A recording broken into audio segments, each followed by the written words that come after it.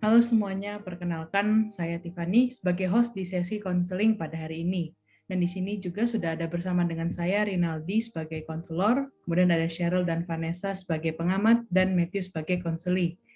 Nah, jadi sebenarnya video ini buat apa? Video ini adalah salah satu bentuk pembelajaran problem solving, yaitu melatih diri menjadi seorang konselor sebaya bagi teman-teman di sekitar kita yang sedang mengalami masalah.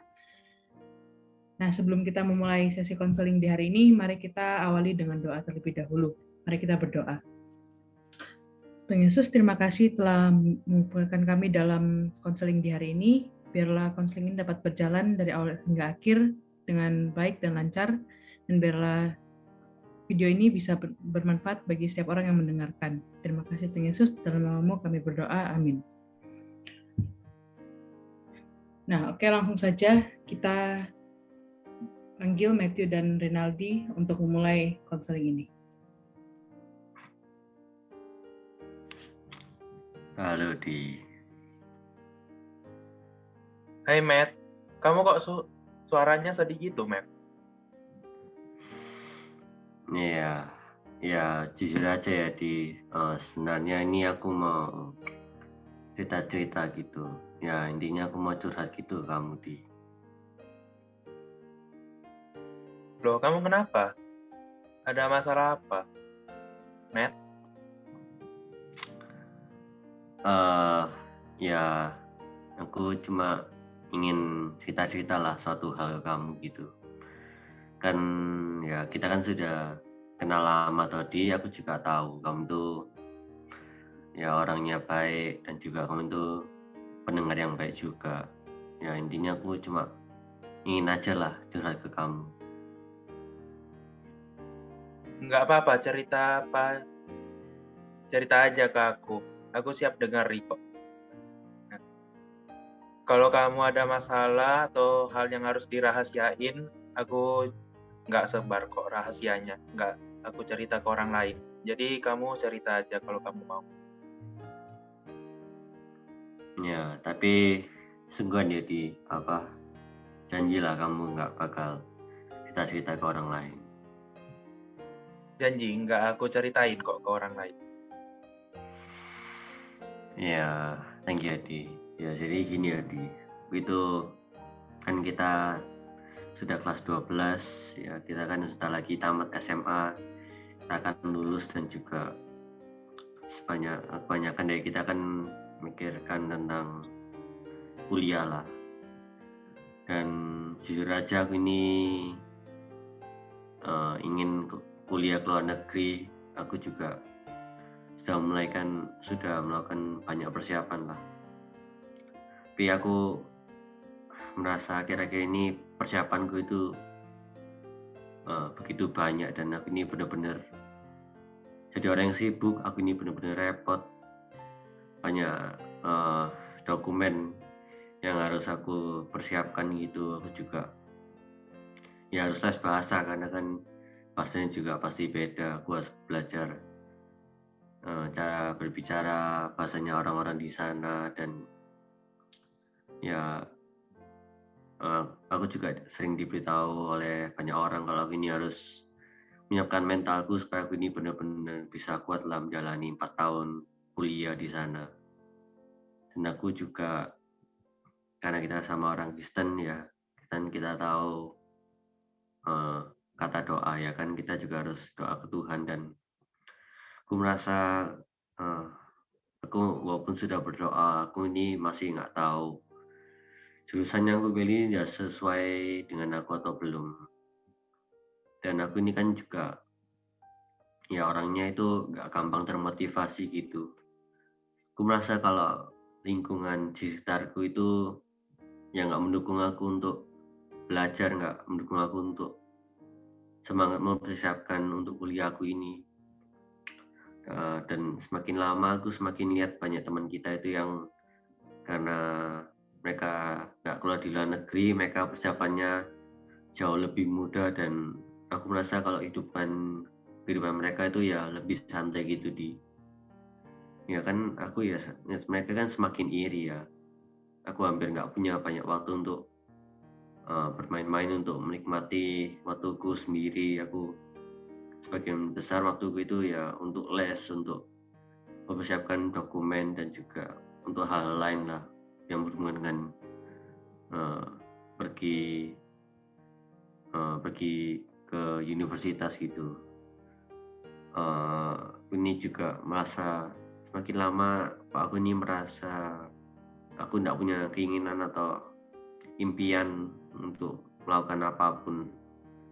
Ya aku juga merasa mungkin sebagian besar itu ya karena aku itu tidak punya role model gitu. Aku itu tidak bisa mencontoh orang yang kondisinya itu sesuai dengan aku, yang bisa merasakan apa yang aku rasakan, yang melalui hal yang sama yang aku lalui, yang benar-benar bisa mengerti lah apa yang aku rasakan saat ini. Dan aku merasa kalau aku ini ya benar-benar capek, benar-benar stres, energiku terkuras untuk hal-hal kayak gini.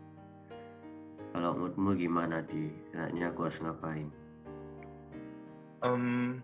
Kalau saranku untuk sementara, pikirkanlah hal yang menjadi prioritas utamamu untuk sekarang. Dan jangan berpikir buruk tentang hal-hal yang lain, buang dulu itu, lalu pikirkan prioritasmu. Dan juga kamu rasanya butuh waktu untuk istirahat, karena ya semua orang pasti butuh waktu untuk istirahat. Lalu kamu harus percaya diri dengan kemampuanmu sendiri. Jangan pernah minder dan takut gagal. Jangan terlalu mendengarkan apa yang dikatakan oleh orang lain tentang dirimu. Kamu harus yakin pada diri sendiri bahwa kamu pasti bisa. Lalu untuk masalah motivasi itu, aku merasa kamu tidak termotivasi. Nah, karena kamu pikir tidak ada orang yang mensupport kamu. Jadi aku saranin, kamu coba cari sebuah komunitas belajar yang punya tujuan yang sama dengan kamu. Siapa tahu orang-orang di sana bisa membantu dan mendukung kamu untuk mencapai impianmu. Ya, thank you, Di.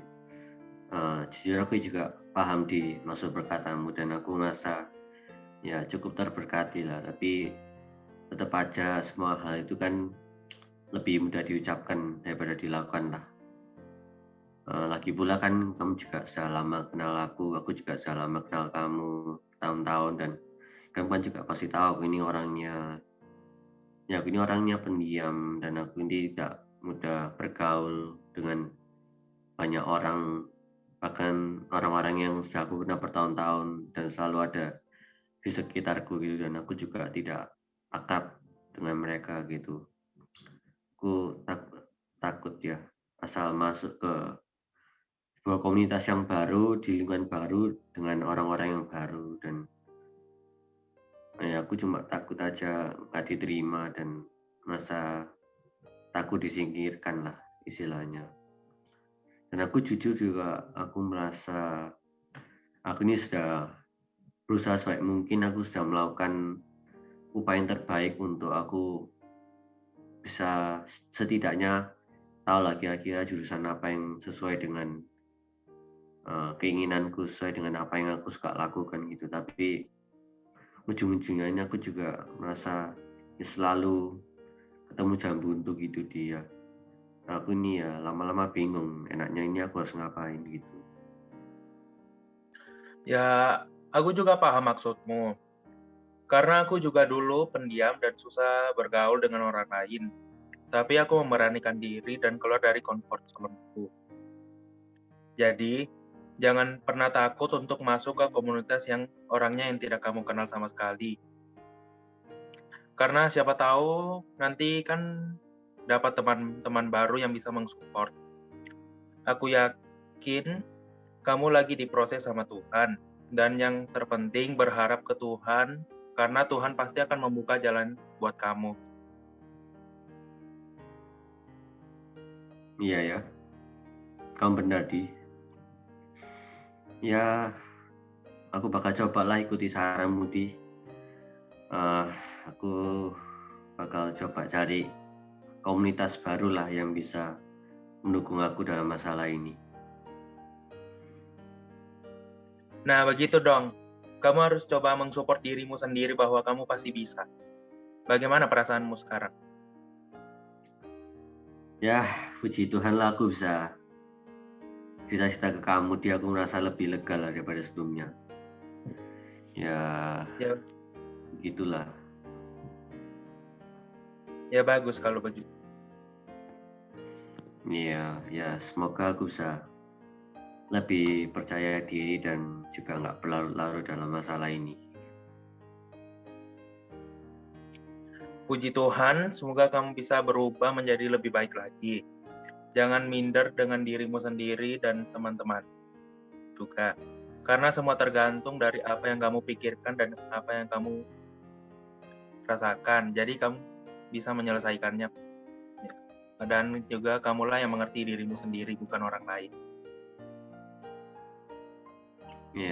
Ya, terima kasih banyak ya Di. Aku merasa terberkati lah. Dan sorry kalau aku sedikit ngerepotin kamu. God bless you, Ali. God bless you too.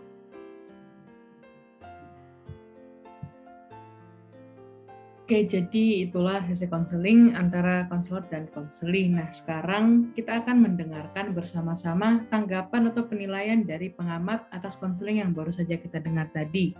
Nah, kepada Cheryl dan Vanessa dipersilakan. Ya, jadi perkenalkan nama saya Cheryl Alicia. Berdasarkan pengamatan saya dapat menyimpulkan secara keseluruhan sudah sangat baik ya.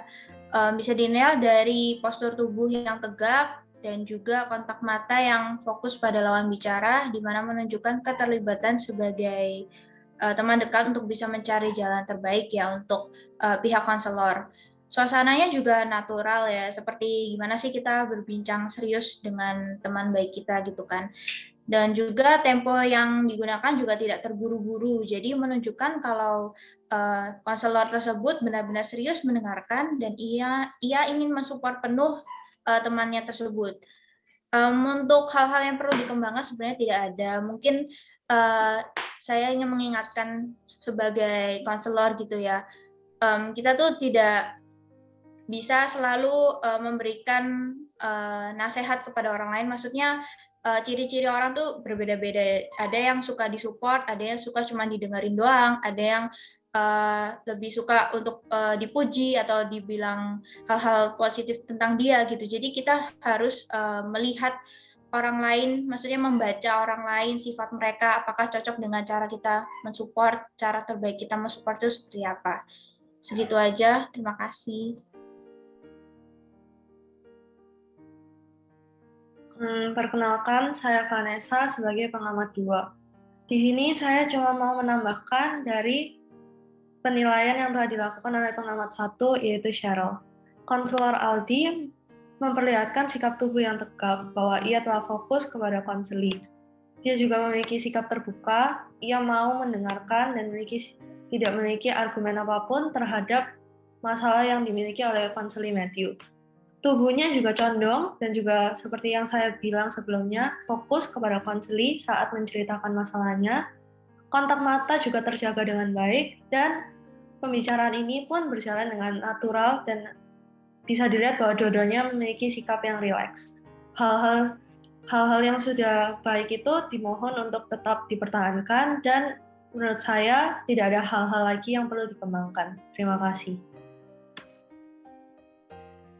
Ya, terima kasih banyak untuk Vanessa dan Cheryl atas komentarnya. Jadi sampai di sini saja sesi konseling kita di hari ini. Dan sebelum menutup konseling ini, mari kita berdoa. Tuhan Yesus, terima kasih atas berjalannya konseling ini dengan baik dari awal hingga akhir. Dan biarlah apa yang barusan disampaikan dan semua penilaian diberikan, biarlah semuanya dapat bermanfaat bagi setiap kami. Terima kasih Tuhan Yesus, dalam nama-Mu kami berdoa, haleluya, amin.